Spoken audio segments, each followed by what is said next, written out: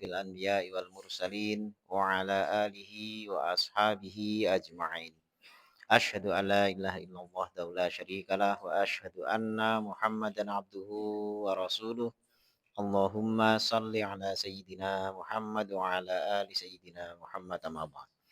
Fa ya ibadallah usikum wa nafsi fi taqwallahi faqad fazal muttaqun. Alhamdulillahirabbil alamin. Hadirin maka Allah Subhanahu wa taala. Pertama, marilah kita bersyukur pada Allah. Pada sore hari ini kita sama-sama bermujahadah, ya bermujahadah, bersungguh-sungguh ingin mengisi waktu dengan thalabul ilmi. Karena thalabul ilmi sendiri merupakan bagian dari jihad fi sabilillah. Man kharaja thalabil ilmi fahuwa fi sabilillahi hatta yarji'a. Barang siapa keluar ya dalam rangka menuntut ilmu fahuwa fi sabilillahi hatta yarji'a. Maka dia berada di jalan Allah sampai pulangnya lagi. Ini tidak hanya pas berangkatnya tapi juga pulangnya itu fahuwa fi sabilillah. Man kharaja fi thalabil ilmi. Ini orang yang keluar sengaja keluar mencari ilmu. Nah, di ayat yang lain Allah Subhanahu wa taala menyebutkan walladzina jahadu fina lanahdiyannahum subulana. Orang-orang yang berjihad bersungguh-sungguh ya di jalan kami lanahdiyannahum subulana. Sungguh kami akan menunjuki mereka jalan-jalan kami. Jadi itu di surat Al-Ankabut ayat terakhir. Ya, surat Al-Ankabut itu surat ke-29. Ayat yang terakhir. Orang yang sungguh-sungguh akan ditunjuki oleh Allah. Nah, kita pernah mendengar Nabi itu hijrah ke beberapa tempat. Yang terkenal itu ke Madinah. Tapi pernah juga sebelum ke Madinah itu ke Ethiopia, ke Habasyi. Nah, Habasyi itu ibaratnya kalau bertepuk itu belum dua tangan. Ya masih sebelah tangan. Ya akhirnya Ethiopia itu tidak langsung dapat hidayah. Karena mau nerima tapi mereka sendiri belum mau nerima ajarannya. Nerima orangnya terima tapi ajarannya belum. Jadi cuma sekedar nampung. Maka ya belum maksimal. Tapi di Madinah itu tidak lagi bertepuk sebelah tangan. Jadi sudah tepuk tangannya itu dua tangan. Maka bunyi. Ya, karena tepuk tangan itu harus dua tangan. Nah, di sanalah akhirnya jadi Madinah Munawaroh. Ya, jadi Madinah itu artinya kota, Munawaroh itu bersinar. Itu nama lengkapnya Madinatul Munawaroh. Nama Madinah sendiri sebelumnya adalah Yasrib. Kota itu namanya Yasrib. Tapi setelah jadi pusat hidayah yang menerangi petunjuk ke seluruh muka bumi, maka nama Yasrib itu malah jarang disebut. Ya jadi kan orang, yuk kita umroh, terus kemana? Habis ke Mekah, ya udah ke Madinah. Rata-rata nyebutnya orang Madinah, tidak lagi nyebut dari Mekah kemana? Ke Yasrib nggak ada. Malah kalau orang ditanya paket umroh, kemana aja? Wisata ke Yasrib, orang bingung. Yasrib mana ini gitu. Biasanya wisata itu kan ke Turki gitu ya, atau ke apa namanya, Uni Emirat Arab, Abu Dhabi dan lain sebagainya itu ya. Yasrib itu bingung gitu ya, karena nama itu sudah nggak banyak diingat. Nah, makanya kita ngaji di sini tidak satu arah ya, tapi juga tidak hanya mujahadah saya pribadi, tapi juga mujahadah bapak-bapak semuanya, bapak ibu semua yang hadir di sini, maka mudah-mudahan ini jadi tepuk tangan yang bunyi, yang bisa menumbuhkan hidayah Allah. Karena kalau tepuk tangannya bunyi itu lanah dianahum subulana. Terus dapat petunjuk, terus tidak hanya dapat petunjuk, artinya dapat petunjuk itu sekedar bisa baca petunjuk. Tapi sekaligus dapat kekuatan untuk menjalani petunjuk itu yang paling penting. Orang lihat lampu merah tok, sekedar oh tahu ini merah, hijau, kuning, tapi terus ya tidak ngerem, tidak apa namanya ngontrol kendaraannya, ya kecelakaan juga walaupun tahu merah artinya apa, berhenti. Merah nyelonong aja keserempet kiri kanan gitu ya, itu apa namanya risiko. Nah, makanya Kita mudah-mudahan selain paham, tahu juga mampu untuk menjalani. Kita buka bab yakin dan tawakal kemarin sampai hadis nomor 4 tentang sifat orang yang masuk surga itu adalah hatinya seperti hati burung. Kita masuk hadis kelima. Al-khomisu. Khomis itu artinya 5. Hari Kemis itu adalah hari yang ke-5. Ya, hari yang pertama Ahad. Isnain itu Senin hari kedua. Hari ketiga Salasa. Jadi nama hari itu bahasa Arab semuanya. Al-khomisu yang ke-5. An Jabir radhiyallahu anhu. Dari sahabat Jabir radhiyallahu anhu, annahu bahwasanya beliau ghaza, berperang. Ma'a Rasulillah sallallahu alaihi wasallam, bersama Rasulullah sallallahu alaihi wasallam, kibala Najdin, di arah Najd, ya, kota Najd. Falamma, maka ketika kofala kembali Rasulullah SAW, kofala ma'ahum, dia juga kembali bersama mereka. Fadrok tuhumul qailah, maka aku mendapati mereka para sahabat yang ikut berperang bersama Nabi itu qailatu. Qailah itu tidur siang. Fi wadin, di dalam atau berada di wadin itu lembah kasiril aidho, yang banyak durinya, maksudnya banyak pohon-pohon yang berduri. Jadi habis perang, sudah selesai perang, pulang balik, tapi istirahat terus tidur siang di tempat yang pohonnya itu banyak durinya, di satu lembah, ya. Fanazala, maka turunlah Rasulullah SAW, watafarraqon nas. Ini Nabi SAW turun dari kendaraannya untuk istirahat, watafarraqon nas, dan terpisah-pisah orang-orang. Jadi mencar-mencar. Itu tadinya satu pasukan bareng. Begitu istirahat ya sudah mencar-mencar nyari tempat berteduh. Yastadiluna bisyajar. Yastadiluna itu berteduh atau bernaung bisyajar, di bawah pohon. Wa nazala Rasulullah SAW, dan turun Rasulullah SAW tahta samurah, di bawah pohon samurah. Pohon samurah itu pohon berduri yang paling besar, dinamai pohon samurah. Fa'allaqo biha, maka beliau menggantungkan padanya, pada pohon itu, saifahu, pedangnya. Wa nimna, dan kami tidur, naumata, dengan satu tidur. Faidha, maka ketika itu Rasulullah SAW yad'una, beliau memanggil kepada kami. Wa idza, dan ketika itu indahu Arabiun, di sisi beliau itu ada orang Arab desa, orang Arab Badui. Faqala, maka beliau bersabda, inna hadza, sesungguhnya orang ini, ikhtarata alayya saifi, dia telah menghunus kepadaku. Ya, ikhtarata itu menghunus untuk ditodongkan gitu ya. Alayya, ke arahku, saifi, pedangku. Jadi Nabi tadi kan gantungkan pedangnya. Ini diambil orang Arab ini terus ditodongkan kepada, ini Nabi cerita gitu ya. Wa ana naimun, dan saya sedang tidur. Fastaikotu, maka aku bangun. Wahuwa fiyadihi, dan dia pada tangannya itu sultan. Sultan itu pedangnya sudah terhunus. Sultan itu terhunus. Kola, dia berkata dengan pedang terhunus tadi itu, orang Arab tadi itu. Man yamna'uka minni. Man, siapakah yang yamna'uka, akan mencegah, ya, mencegah engkau minni, dariku. Maksudnya siapa yang akan melindungi engkau dariku. Kultu, aku berkata, ini kultu maksudnya Rasulullah SAW, Allah.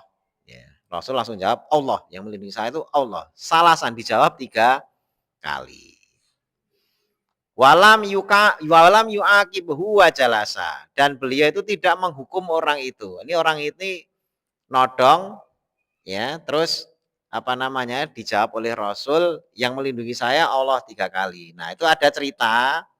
Tapi intinya orang itu kemudian tunduk sama Rasul, dan orang itu tidak dihukum. Walam yu'aqibhu, Rasul tidak menghukum orang itu, wajalasa, dan beliau duduk. Nah, kemudian orang itu dibawa kepada sahabat, dipanggil sahabat itu. Jadi ini kisahnya itu flashback. Ya, dilihat oleh Jabir radhiyallahu anhu di riwayat ini adalah ketika itu perang, semuanya pada istirahat, mencar-mencar di bawah pohon. Tiba-tiba Rasul tuh nyangking, ada orang satu dicangking gitu ya. Ini orang tadinya nodong saya ini gitu. Dia nodong saya, "Siapa yang mencegah kamu atau apa namanya, bisa melindungi kamu?" Gitu kan, "Dari saya." Dijawab Rasul, "Allah." Nah, terus ternyata pedangnya jatuh. Cuma cerita pedang jatuh tidak di sini, di riwayat yang lain yang nanti masih panjang kita jelaskan. Tapi intinya orang itu tidak dihukum oleh Rasulullah. Muttafaqun alaih. Hadis diriwayatkan oleh Imam Bukhari dan Muslim. Wa fi riwayatin, dan dalam satu riwayat, qala Jabir, berkata Jabir. Ini riwayat yang lebih lengkap. Kuna adalah kami ma'a Rasulillah sallallahu alaihi wasallam bizati riqa. Ini perang Zatur Riqa namanya. Kami adalah bersama Rasulullah sallallahu alaihi wasallam ketika perang Zatur Riqa. Faidza ataina ala syajaratin. Maka ketika itu kami mendatangi atas satu pohon zolilatin yang sangat rindang, yang sangat rimbun, yang bisa untuk berteduh. Tarok nahali Rasulillah SAW. Kami membiarkannya, maksudnya menyediakannya untuk Rasulullah SAW. Jadi khusus, ini jangan diutak-atik, ini pohon paling rindang ini buat Rasul, yang lainnya cari sendiri. Gitu ya. Itu sahabat gitu, pokoknya ada yang paling bagus buat Rasul. Tarok nahali Rasulullah SAW. Fajar Rasulun minal musyrikin. Maka datanglah seorang laki-laki dari kalangan musyrikin. Ya, ini orang Arab tadi itu. Wasaifu Rasulillah sallallahu alaihi wasallam, dan pedangnya Rasulullah sallallahu alaihi wasallam itu mu'allakun bisyajarati, tergantung di pohon itu. Fakhtarotohu, maka dia menghunus pedang tadi itu. Fakola, takhofuni, apakah kamu takut padaku? Ini tanya orang musyrik tadi itu. Kola, jawab Rasul, la, sama sekali tidak. Fakola, maka dia berkata lagi, faman yamna'u kami ini, maka siapa yang melindungimu dariku? Kola, Rasul menjawab tegas, Allah. Ya. Ini kisah lengkapnya begitu. Wafi riwayatin Abi Bakrin al-Ismaili fi sohihi, dan dalam riwayat yang lain, dalam riwayat perawi Abi Bakar al-Ismaili fi sohihi, dalam kitab sohihnya, fakola, maka beliau berkata, bukan beliau ya, ini orang musyrik yang berkata, man yamna'u kami ini, siapa yang melindungi engkau dariku? Kola, bersabda Rasul, Allah. Fasakotos saif, maka jatuhlah pedang itu. Min yadihi, dari tangannya. Fakhoda Rasulullah SAW saif, maka Rasulullah SAW mengambil pedang tersebut. Fakola, maka terus balas di todong. Man yamna'u kamini, siapa yang melindungi engkau dariku sekarang? Ayo, siapa yang melindungi kamu? Gitu ya. Itu Nabi balas. Gitu ya. Fakola, maka orang musyrik tadi, orang Arab Badui tadi itu menjawab, kun khairan akhidin, jadilah engkau ini sebaik-baik orang yang mengambil pedang. Maksudnya ya tolong kamu jadi orang yang baik gitu ya. Jadi yang bisa melindungi ya cuma kamu. Ya. Perlindungannya datang dari Nabi. Fakola, maka bersabda Nabi, tashhadu alla ilaha illallah wa anni Rasulullah, engkau bersaksi bahwasanya tidak ada ilah selain Allah, wa anni Rasulullah, dan aku adalah Rasulullah. Kola la, orang ini nggak mau. Dia berkata enggak, gitu kan. Sudah ditodong, pedang itu sudah terhunus, kamu siapa yang melindungi? Ya engkau orang yang paling baik gitu, yang bisa melindungi saya, gitu kan. Maka kamu syahadat ya, tasyhadu alla ilallah wa anni wa rasulullah, gitu ya. Dia kata lah, enggak, ya enggak mau. Ya. Walakinni uahiduka, akan tetapi saya uahiduka, aku berjanji padamu, ala uqatilaka, bahwasanya aku tidak akan memerangimu. Wala aku nama qaumin yuqatilunaka, dan aku tidak akan bersama kaum yang memerangimu. Ini dia berjanji, saya enggak mau masuk Islam, tapi saya enggak akan memerangi Anda dan tidak akan bersama kelompok yang memerangi Anda. Ya, fakholi sabilahu, maka Rasulullah SAW membiarkan dia pergi. Fakholi sabilahu itu membiarkan jalannya, maksudnya membiarkan pergi. Fa'ata ashabahu, maka dia mendatangi para sahabat Rasulullah. Fakola, dia berkata, jitukum, aku baru saja datang kepada kalian, min indi, dari sisi khairina, sebaik-baik manusia. Jadi berkata pada sahabat, saya barusan ketemu orang paling baik gitu ya, di antara manusia. Maksudnya adalah Rasulullah. Nah, ini riwayat lengkapnya seperti itu. Kalau yang sisanya ini adalah cuma menerangkan tentang keterangan hadisnya. Jadi ini satu riwayat, Nabi itu pernah perang, terus kelelahan para sahabat mencar-mencar istirahat siang. Koilulah itu siang itu tidur ya. Nah, itu karena saking lelahnya memang ya, para sahabat tidur, tiba-tiba Nabi itu datang bawa orang yang sudah takluk tadi itu. Ternyata kisah lengkapnya, orang tadi itu sebenarnya sudah nodong Nabi duluan dengan pedangnya. Tapi dijawab, siapa yang melindungi kamu? Dijawab oleh Nabi tegas dan yakin, Allah. Nah, orang kalau apa namanya punya keyakinan itu orangnya beda. Orang punya keyakinan itu orangnya beda. Orang yakin dengan orang minggrang-minggring tidak yakin tuh beda. Ya, coba aja, nggak usahlah nabi, polisi saja. Kalau kita lagi razia, bawa motor, ya lagi orang razia, nggak perlu lihat dompetnya ada SIM apa STNK. Kalau udah, wah bawa setangnya itu udah celinga-celingu, langsung, sini sini sini, gitu ya. Kebaca, gitu ya.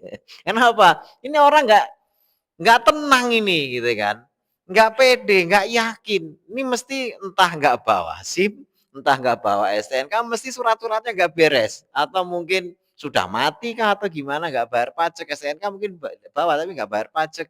Itu bikin segalanya itu jadi tidak meyakinkan. Ya, apalagi polisi udah pengalaman, udah biasa razia itu mesti nggak perlu semuanya dicegatin nih, diliatin. Wah, itu. Wah, itu langsung. Itu manusia aja bisa. Manusia biasa, nggak usah nabi. Ya, apalagi nabi yang sudah dilengkapi dengan wahyu, yaitu baca gerak-gerik, baca apa namanya mimik, baca muka itu bisa. Ya, termasuk juga seperti Imam Syafi'i gitu ya. Itu ada kitab khusus yang menerangkan tentang membaca aura wajah gitu ya. Tapi ini beliau memang ahli gitu ya. Salah satunya itu baca ada orang yang dilihat ciri khasnya, beliau ngetuk pintu, ngetok pintu. Ini ulama ya, ngetok pintu, pemilik rumah itu orangnya dilihat ciri-cirinya, ini ciri-ciri penipu ini gitu. Ini orang-orang licik ini. Dari wajahnya itu udah ketangkap ini wajah licik gitu ya. Tapi kok ramah sekali, ya ramah sekali. Dia tadinya udah mau nggak niat mau mampir ke situ gitu ya. Udah nggak mau mampir sebenarnya. Nah, terus ketika ngetuk dia kok ramah, "Silakan Pak, Anda siapa? Ini saya mau bertamu, mau nginep." "Oh, ya baik, Anda jadi tamu kami." Yang namanya adab bertamu itu kan nginep 3 hari itu ya dijamu gitu ya. Akhirnya benar nginep di situ kok dijamu, di ini, lah ini orang baik amat ya, adab-adabnya bener, tapi kok wajahnya ada ciri, oh ya sudahlah, mungkin saya terlalu suudzon gitu ya. Udah begitu 3 hari kan hak tamu 3 hari gitu ya, besoknya ditanya, "Silahkan kalau mau ini," gitu kan. "Iya Pak, saya mau melanjutkan perjalanan, terima kasih selama ini dijamu sebagai tamu," dan, "Oh iya," habis ngomong, "Oh iya," itu langsung ini 3 hari kemarin makan ini, nginep semalam ini, dihitung semuanya. Belakangan, "Lah bayar?" "Oh ya bener berarti ini wajahnya bener saya nggak salah baca," gitu ya. Jadi tahunya itu terakhir, billingnya keluar gitu ya. Ya, jadi billingnya ini makan sehari sekian, tidur sekian, wah bener, tadinya saya udah nggak mau mampir di situ. Saking pinternya ulama membaca raut wajah itu bisa tepat begitu. Tadinya dia sudah nyangka, ah salah ini berarti ilmu saya keliru ini gitu kan. Karena ada dilihat dari mukanya, romannya itu licik gitu ya.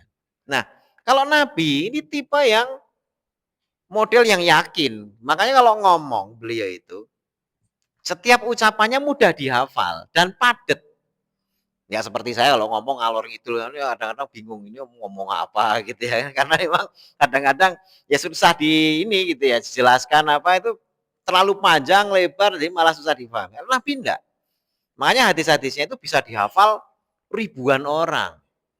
Ya omongan sampai orang salah satu imam hadis Imam Ahmad 1.000.000 hadis itu kan berarti omongan beliau itu luar biasa. Sabda beliau itu sampai bisa dihafal dan itu turun temurun dan orang yang menghafal tuh banyak. Ini berarti menunjukkan kalimatnya itu berkualitas gitu kan. Kalau omongan manusia biasa nggak bisa dihafalin gitu kan. Orang itu loh kadang-kadang pas lebaran, ikrar, saling apa namanya, halal bihalal gitu kan. Kadang-kadang dibaca bareng kan, atau kadang-kadang ada sumpah jabatan itu loh. Saya bersumpah demi Allah, apa itu kan diikutin. Itu berapa kalimat agak panjang orang nggak bisa ngikutin, gitu. Dengan ini kami menyatakan, dengan ini kami, wah itu nggak bisa nyambung gitu. Karena itu tapi sabda Nabi seperti Imam Bukhari ketika ngaji ke salah satu gurunya. Yang lain tuh nyatet sibuk. Imam Bukhari cuma duduk gini, gurunya ngamuk. Kamu nggak nyatet tuh coba tadi ngajarin apa? Saya ngomong apa? Itu beliau berdiri dari sejak gurunya tadi ngomong sampai terakhir diulang semuanya. Apa hadis-hadis Nabi itu. Berarti apa? Kalimat beliau itu memang mudah dihafal. Ya. Itu kalimat-kalimat Nabi itu mudah dihafal. Memang tipe yang kalau ngomong bernas, berisi, maka ada istilah dalam bahasa Arab itu tata bahasa Jawamiul Kalim gitu ya. Jawamiul Kalim itu kumpulan kata-kata yang pendek tapi padat makna. Itu sabda Nabi itu begitu. Nah, sehingga ketika ngomong sesuatu, itu mesti orang sekitarnya itu terpengaruhnya itu luar biasa. Makanya sampai orang-orang Arab Quraisy, terutama pembesar-pembesarnya, sebisa mungkin menghindari ketemu Nabi. Gitu kan. Bahkan ada orang yang penasaran, Muhammad itu kayak apa sih? Penyair. Kata dia penyair hebat. Begini-begini. Dia akan merasa tersaingi gitu kan. Oh, ini katanya dia penyair, sering baca ini. Jangan, kamu jangan. Dia bukan penyair, dia tukang sihir. Dicegah bener gitu. Jangan ketemu pokoknya. Sekali-kali jangan. Ah, enggak. Saya kan orang paham syair. Gitu kan. Kalau emang syairnya ecek-ecek saya bisa menilai. Gitu kan. Kalau dia omongannya salah saya udah dewasa, bisa milah. Pokoknya jangan. Pokoknya jangan. Itu orang itu sampai khawatir kalau ketemu gitu ya. Akhirnya satu ketika saking penasarannya, penyair ini datang langsung tapi sembunyi-sembunyi. Beliau sedang ngaji. Ya, ketika dibaca ayat, udah sekali denger itu langsung masuk Islam. Ya, karena dia bilang, kalau syair, saya ahli syair. Ya, dan saya tahu mana syair bikinan manusia, mana yang bukan. Ini bukan perkataan manusia. Itu sampai ngomong gitu. Ini bukan perkataan manusia. Ini bukan syair. Ya, maka langsung masuk Islam. Ya, itu salah satu keislaman salah seorang. Saya lupa nama sahabat ini ya. Tapi salah satu keislamannya itu dengar Al-Quran tuh langsung bisa memilah ini syair ini bukan. Ya. Nah, maka orang Arab Badui apalagi Arab Badui itu orang yang hatinya itu masih masih apa ya murni, orang kampung yang kampung banget itu hatinya kan murni, lugu. Jadi ketika siapa yang lebih ngomong Allah itu lihat oh yang ngomong yakin gitu ya udah gemeteran langsung tangannya ini pedangnya jatuh terus ditodong ganti. Yang lindungi kamu siapa? Ya mohon maaf jadilah kamu sebagai sebaik-baik orang yang melindungi. Ya sudah akhirnya dibebaskan. Tapi ditawari dulu mau masuk Islam enggak? Ya nggak mau, ya sudah. Nah ini menunjukkan Islam itu mau masuk Islam atau tidak itu tidak lantas walau nggak mau Islam tak tusuk loh gitu. Padahal Nabi mampu. Ya, apa yang menghalangi Nabi untuk nusuk dia? Nggak ada kan? Diminta tasyhadu alla ilaha illallah wa anni rasulullah gitu ya. Kamu bersaksi ya, saya tidak ada ilah selain Allah dan saya adalah utusan Allah. Enggak gitu kan. Cuma dia janji saya nggak akan memerangi Anda dan tidak akan gabung sama orang-orang yang memerangi Anda. Itu saja. Ya Nabi ya terus ya sudah, orang dia janji tidak memerangi. Ya ini pesan penting dalam agama. Bahwasanya peperangan yang ada dalam Islam itu karena memang selama tidak diperangi ya Islam tidak akan memerangi. Kuncinya itu saja, semua peperangan. Ya. Dan memang prinsip dasar perang itu ngerusak. Ya. Dalam agama, kerusakan itu tidak boleh. Ya, sifat yang sifatnya merusak itu tidak boleh, kecuali kerusakan itu boleh dilakukan kecuali menghindari kerusakan yang lebih besar. Ya, ini waduh ini masjidnya mau ambruk ini. Tapi gentengnya masih rapi semuanya masih cuma keropos. Ya sudah, kita bongkar lah. Bongkar itu kan rusak. Ya, padahal kan kalau nggak dibongkar ya baik-baik saja. Bongkar itu rusak. Membongkar itu membuat kerusakan. Tapi itu ditempuh karena ingin membuat bangunan ini menjadi lebih kokoh. Maka kerusakan kecil itu dibolehkan agar bangunan itu nanti bisa diperbaiki karena setelah itu juga akan dibuat lebih kuat. Nah, peperangan itu sifatnya begitu. Makanya kenapa ini kok ada perintah perang dan sebagainya. Perintah perangnya itu karena musuh itu lebih kejam. Kalau dibiarkan nanti akan lebih banyak kerusakan yang muncul. Ya, kayak orang Israel sekarang itu, gencatan senjata. Gencatan senjata bilangnya gencatan senjata. Diam-diam membunuh 104 orang dalam satu malam. Saya baca Kompas tadi itu. Dalam satu malam, kondisi gencatan bersenjata membunuh 104 orang. Dan itu dipuja-puja oleh pengagumnya di Indonesia. Memuja Israel apa enggak ada? Banyak. Tetangga kita pun ada yang kayak gitu. Seneng umat Islam ditembaki 104 orang dalam kondisi gencatan senjata dan itu melanggar perjanjian. Karena memang dasarnya orang kafir itu nggak suka kepada orang beriman. Ini tidak lagi peduli pada soal moral, apakah itu melanggar perjanjian. Berita gitu-gitu dibaca dengan senang hati. Gitu kan, psikopat memang gitu kan. Karena kabar-kabar seperti itu menyenangkan hati orang-orang musyrik, menyenangkan hati orang-orang kafir. Nah, makanya hadirin kalau Allah Subhanahu wa taala kerusakan kalaupun kita mendengar bahwasanya dalam syariat itu ada apa namanya peperangan dan sebagainya, semuanya adalah dilakukan dalam rangka mencegah kemungkaran dan mencegah kerusakan yang lebih besar. Kalau enggak, ya Nabi aja nodong tadi itu, kamu masuk Islam ya? Apa yang menghalangi beliau nusuk? Enggak ada. Tapi ketika kamu masuk Islam ya? Enggak, saya enggak mau masuk Islam. Ya sudah, biarin aja. Ya enggak dihukum. Padahal awalnya tadi dia tuh punya kemampuan untuk nusuk Nabi.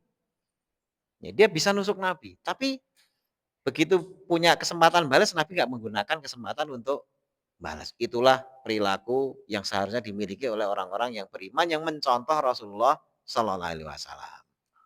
Selanjutnya hadis berikutnya, hadis nomor 6. As-sadisu. An Umar radhiyallahu anhu, dari sahabat Umar radhiyallahu anhu qala, beliau berkata, Sami itu aku mendengar Rasulullah sallallahu alaihi wasallam yaqulu, beliau bersabda, "Lau annakum, seandainya adalah kalian itu tatawakkaluna 'alallah, kalian bertawakal kepada Allah haqqa tawakkulihi, sebenar-benar tawakal." Kalau takwa itu haqqa tuqatihi, tapi kalau tawakal itu ya tawakkaluna 'alallah haqqa tawakkulihi, ya sebenar-benar tawakal. La rozaqakum, sungguh dia Allah akan merezekikan kepada kalian atau memberi rizki pada kalian. Kama sebagaimana yarzuku, Allah memberi rizki toir, burung. Taghdu himason, ya, mereka berpagi-pagi dalam keadaan perut kosong. Himason itu perut kosong. Wataruhu, dan mereka bersore-sore bitonan dalam keadaan kenyang. Butun itu perut. Bitonan itu perutnya penuh. Ya. Rawahu Turmuzi. Melihatkan hadis ini Imam Turmuzi. Wa qala hadisun hasan, maknahu tashabu awalan nahar. Burung-burung tadi itu berangkat pagi-pagi di awal siang itu himason, dalam keadaan perutnya kosong. Aidomiratal butun, perutnya kosong. Minal ju, karena lapar. Watar jiu akhir nahar, kembali di akhir siang itu bitonan aitam tali atal butun, perutnya sudah penuh. Bitonan itu mumtali atal butun, perutnya sudah penuh atau kenyang. Jadi sebagaimana kemarin yang hati burung itu bertawakal, itu adalah seperti burung yang ketika berangkat pagi kosong perutnya. Kalau burung itu lihat kenyangnya sebenarnya bukan perut, sebenarnya dilihat di mana, di tembolok ya apa? Tembolok ya itu yang di leher itu ya. Itu kan kalau kenyang itu di sininya itu kayak gondok itu, kalau manusia gondok itu. Isinya beras atau apalah yang dimakan gede banget gitu ya. Ya kalau perut itu setelah selesai di sini dia masuk ke perut gitu kan. Jadi kalau sudah sore itu dilihat sininya masih kenyang itu. Ya, kalau induknya dia penuh bawa ke rumah, diloloh ke apa? Anaknya gitu kan. Itu burung-burung itu gitu. Tapi kalau udah kenyang ya nggak nabung, udah besok cari lagi. Yang kemarin kita sudah jelaskan. Jadi sebenarnya rezeki itu Allah sediakan terus-menerus selama orang itu memang belum saatnya ajal. Ya. Itu seperti gini. Nah, ini agak update tentang PDAM. Ya, PDAM. PDAM itu kan dia berjanji menyalurkan air. Ya, pokoknya ngalir terus selama dibayar ya. Ngalir terus. Nah, kita yang sudah dijamin air mengalir pasokan. Nah, misalnya ini belum pernah, misalnya nggak ada perbaikan apa dalam keadaan biasa ngalir terus. Tapi ada orang yang khawatir. Ya nanti kalau mati, kalau tiba-tiba ini gimana? Ini gimana? Ini gimana? Akhirnya apa? Bikin apa? Toren. Nah, itu. Rezeki itu kayak PDAM tadi itu. Orang yang yakin tiap harinya mesti dapat air, dia tidak akan pusing-pusing bikin toren. Nah itu burung. Ya, tawakal dia nggak bikin toren. Kalau kalau air itu kan pakai toren. Kalau duit pakai rekening. Ya, kalau makanan pakai lumbung. Artinya apa? Orang yang kayak burung tadi itu ya nggak punya harta yang disimpan banyak-banyak, ya nggak punya cadangan macam. Ya, pokoknya hari itu saja, hari itu punya sesuatu. Buat sore ada, udah kaya raya. Nah itu tipe tawakalnya seperti ini. Tawakal yang sungguh-sungguh kepada penyedia PDAM tadi itu, gitu ya. Kalau Allah ya Allah, ya. Sehingga ya dia punya toren nggak punya toren, nah masih ada Allah ngapain, gitu kan. Kecuali kalau Allahnya model PDAM yang kadang-kadang seret tiba-tiba mati nggak dikasih rezeki lah, itu pantas kita meragukan Allah. Kenapa orang bikin toren? Karena ragu sama PDAM, jangan-jangan nanti mati ya. Karena memang dalam sejarahnya PDAM suka mati gitu ya. Kalau punya Tuhan model PDAM ya wajar kalau orang punya toren. Tapi dalam sejarahnya dan Allah janji selama orang masih hidup rezeki pasti masih ngalir. Nah, ketika punya toren, pertanyaannya kalau di PDAM, ketika punya toren penuh, ya terus air juga kenceng. Toren ini kan cuma sekedar apa kalau bahasa ini pengayem-ayem, apa penenang. Jadi sekedar yang penting ngalir. Ngalir kan ngalir itu kan dari aliran rezeki yang memang air yang memang mengalir. Torennya sebenarnya ada atau kan nggak ada, sebenarnya nggak terlalu berfungsi. Ya, nggak terlalu berfungsi karena yang dipakai adalah yang aliran. Kalaupun misalnya ini misal ada toren banyak sampai sekian toren yang isinya sampai berliter-liter, tapi aliran air itu ngalir terus, nggak pernah ada mati dan sebagainya. Bayarnya rekening itu kira-kira apakah dikalikan sekian banyak toren itu atau sekedar yang dipakai? Bayarnya rekening air, ya sekedar yang dipakai aja. Itulah rezeki yang sebenarnya.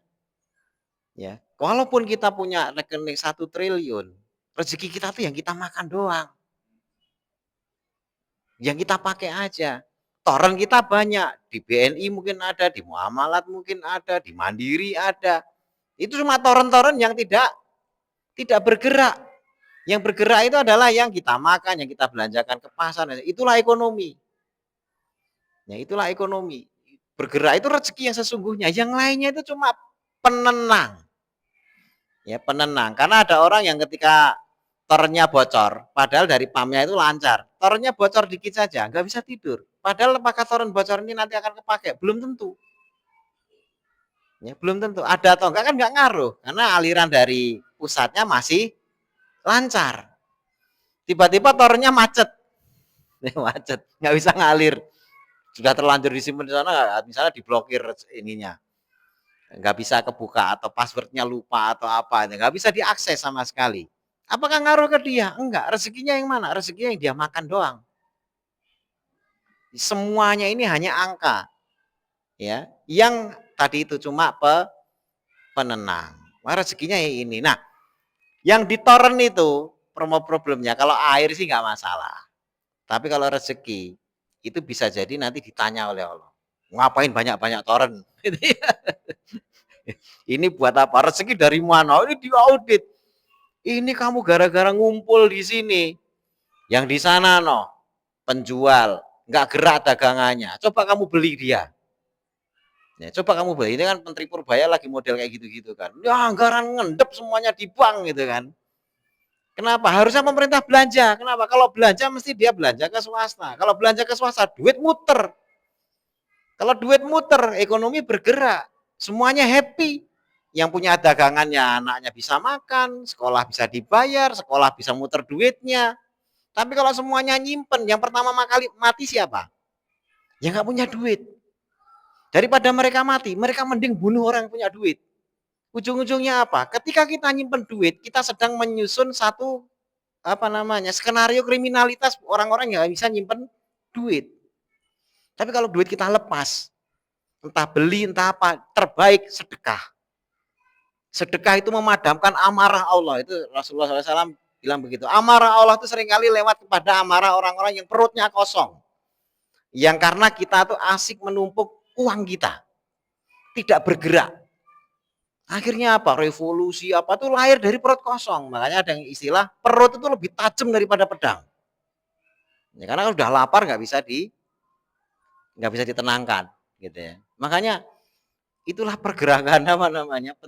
Kalau orang-orang tawakal dan sebagainya itu mesti kalau ada uang bergerak. Nabi punya uang sedekah disimpan, tersimpan, belum sempat disalurkan. Begitu sholat, salam, biasanya dikir wirid langsung berdiri. Sahabat sampai kaget, ini biasanya dikir dulu gitu ya, subhanallah dulu, tiba-tiba berdiri.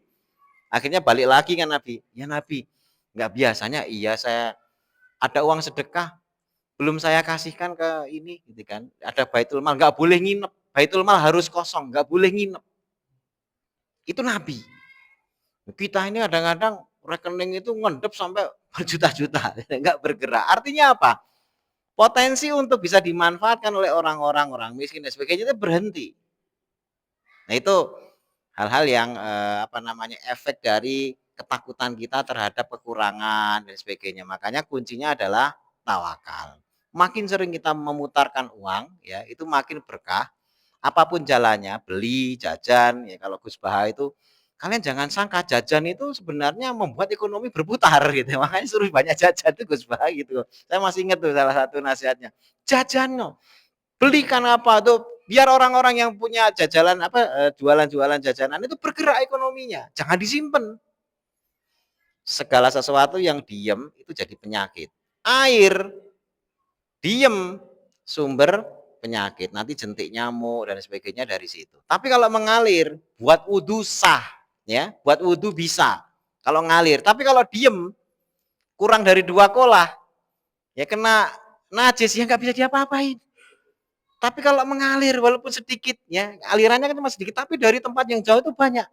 Yang sedikit ini walaupun kena najis, ya karena ini mengalir, oke-oke saja. Itu beda. Keberkahannya beda antara bergerak dan diam. Uang juga begitu. Makanya dalam dunia modern, uang itu sebutannya bukan money, tapi apa? Currency. Current artinya apa? Yang tahu Pak Haryati itu. Current artinya apa? Aliran. Ya aliran. Currency itu aliran. Jadi ada direct current, ada alternate current. Current itu aliran. Dalam bahasa ekonomi, uang itu namanya currency. Kenapa? Karena dia harus mengalir. Ya, kalau diem, dia nggak jadi komoditi. Dia jadi bencana. Makanya kalau ada bank, dananya banyak, nggak bergerak, entar lagi mati. Entar lagi mati. Karena uang itu harus bergerak, baru mendapatkan manfaat. Ini bahas tawakal, tapi juga sekaligus ya ekonomi global itu ya bergerak dari sana, gitu ya. Karena memang prinsip dasarnya itu. Sampai di sini ada yang ditanyakan?